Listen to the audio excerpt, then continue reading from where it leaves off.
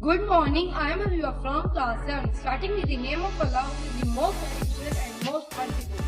Honorable Principal, respected teacher and dear fellows, Assalamu alaikum. My name is Aviva, I am from class 7. Today behalf of our school, I am very thankful to you for giving me opportunity to introduce myself. I am so glad you could join me today.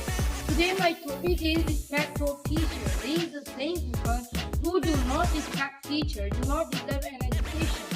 Students must respect for a better learning environment. Give your teachers the respect they deserve because they are the ones who can help you get where you need to go.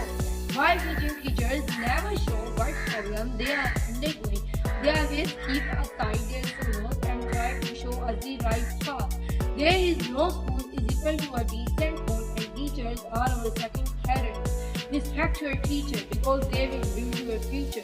Say to yourself every day that my teachers are precious to me and I appreciate their work. So let's remember to respect and appreciate your wonderful teachers every day. Thank you.